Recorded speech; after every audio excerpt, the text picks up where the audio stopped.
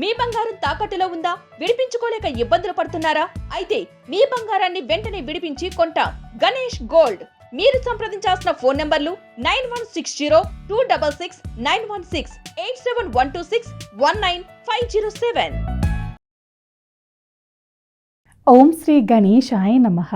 ఓం శ్రీ సరస్వతియై నమః. ఓం శ్రీ గురుభ్యో నమః. భూమిపై దేవతలే నిర్మించినట్టుగా కనిపించే ఆలయం. ఒకే రాతి కొండను పైనుంచి కిందకు చెక్కి తయారు చేసిన అద్భుత నిర్మాణం కైలాస దేవాలయం. ఈ ఆలయం వెనుక ఉన్న శిల్పకళ, శాస్త్రం, శ్రమ అన్నీ మిమ్మల్ని ఆశ్చర్యంలో పడేసేలా ఉంటాయి. మరి ఇంత అద్భుతమైన ఆలయం ఎలా నిర్మించబడింది? ఎవరు నిర్మించారు? ఎందుకు ఇంత మిస్టరీగా మారింది? ఇవన్నీ తెలుసుకునేందుకు ఈ వీడియోని పూర్తిగా చూడండి. కైలాస దేవాలయం మహారాష్ట్రలో ఎల్లోరాలో ఉన్న 34 గుహల శ్రేణిలో 16వ గుహ. ఈ ఆలయం 8వ శతాబ్దానికి చెందింది. రాష్ట్రకూట రాజవంశానికి చెందిన కృష్ణుడు మొదటివాడు దీన్ని నిర్మించాడని చరిత్ర చెబుతోంది. ఇది శైవ మతానికి చెందిన ఆలయం. ఈ ఆలయం నిర్మించటానికి చింతామణి, రాజవిశ్వకర్ములు అనే శిల్పకార వర్గం పనిచేసినట్టు కొందరు విశ్లేషకులు అభిప్రాయపడుతున్నారు. ఇది పూర్తిగా ఒకే రాయి మీద చెక్కబడిన ఆలయం.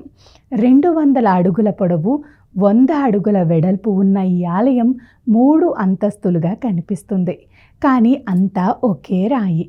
మీరు ఇప్పుడు చూస్తున్న దృశ్యాలు ఎల్లోరా ఆలయ సముదాయం. కానీ ఇది కైలాస దేవాలయంపై భాగం. గమనించండి, ఇది పైనుంచి కిందకి తవ్వి చెక్కిన నిర్మాణం. ఆలయ ప్రాంగణంలో ఉన్న నంది మండపం, రథాల శిల్పాలు, గొప్ప శివతాండవ దృశ్యం ఇవన్నీ ఒక్కటే రాయి మీద చెక్కబడ్డాయి. ఇప్పటికీ ఎలా చెక్కారో స్పష్టత లేదు. ఒకే రాయి ఆలయాన్ని పైనుంచి కిందకు చెక్కడం అంటే ప్రతి అంగుళం శుద్ధంగా ప్లాన్ చేయాలి.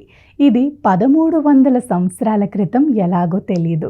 కనీసం 4 లక్షల టన్నుల రాళ్లను తీసేశారని అంచనాలు ఉన్నాయి. ఇది నీటి టెక్నాలజీతో కూడా సవాలే. కేవలం శాసనాలు, పురావస్తు ఆధారాల ద్వారా మాత్రమే మనం ఊహించగలుగుతున్నాం. రావణుడి శివుణ్ణి లేపే శిల్పం, నంది దేవుణ్ణి 3D దృశ్యం వంటివి అద్భుతంగా ఉండటం ఆలయాన్ని మిస్టరీగా నిలబెడుతుంది. ఈ ఆలయంలో 3 అంతస్తులు ఉన్నట్లు కనిపించినా ఇవన్నీ ఒకే రాతి. ఆలయంలోని 200కు పైగా శిల్పాలు, దేవతా విగ్రహాలు, గోపురం లాంటి నిర్మాణాలు అన్నీ రాతితోనే చెక్కబడ్డాయి. ప్రతి మూలలో శిల్పకళ నిండుగా కనిపిస్తుంది. కైలాస దేవాలయం మానవ విజ్ఞానానికి, కట్టడ నిర్మాణానికి జీవం పోసిన అద్భుతం. ఇది కేవలం ఒక ఆలయం కాదు, ఒక మిస్టరీ. మన పురాతన భారతీయ శిల్పకళ ఎంత గొప్పదో తెలియజేసే సాక్ష్యం. ఈ ఆలయం చూడటానికి వేలాది మంది పర్యాటకులు దేశ విదేశాల నుంచి వస్తారు. కానీ చాలామందికి ఇవాళ కూడా ఒక డౌట్ ఉంటుంది. ఈ ఆలయం ఎక్కడ ఉంది? ఎలా చేరాలి? ఎప్పుడు వెళ్ళాలి? ఎంత సమయం పడుతుంది అని. ఇవే ఇప్పుడు మనం ఈ భాగంలో పూర్తిగా తెలుసుకుందాం. ఇది ఔరంగాబాద్ అనే ముఖ్యమైన నగరానికి కేవలం 30 కిలోమీటర్ల దూరంలో ఉంటుంది. మీరు ఎక్కడి నుంచి అయినా ప్రయాణం ప్రారంభించినా మీ డెస్టినేషన్ ఔరంగాబాద్ రైల్వే స్టేషన్ అవుతుంది. ఢిల్లీ, హైదరాబాద్, ముంబై మొదలైన నగరాల నుంచి ఔరంగాబాద్కు నేరుగా రైళ్లు ఉన్నాయి. ఔరంగాబాద్ రైల్వే స్టేషన్ నుండి ఎల్లోరాకు రీచ్ కావటానికి మీరు బస్సు, టాక్సీ లేదా ఆటో ఉపయోగించవచ్చు. ఇది కేవలం 45 నిమిషాల ప్రయాణం. హైదరాబాద్ నుంచి దాదాపు 510 కిలోమీటర్ల దూరం.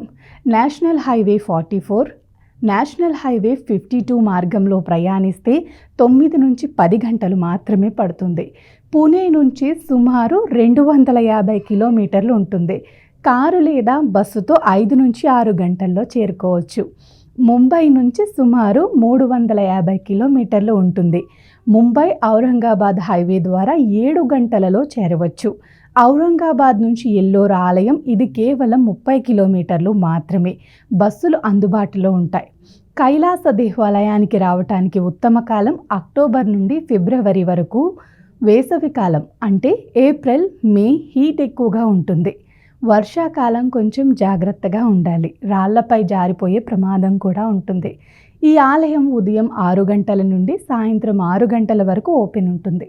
ప్రతి మంగళవారం క్లోజ్ చేసి ఉంటుంది. భారతీయ పౌరులకు 40 రూపాయలు, విదేశీయులకు 600 రూపాయలు పిల్లలకు ఎంట్రీ ఫ్రీ ఉంటుంది.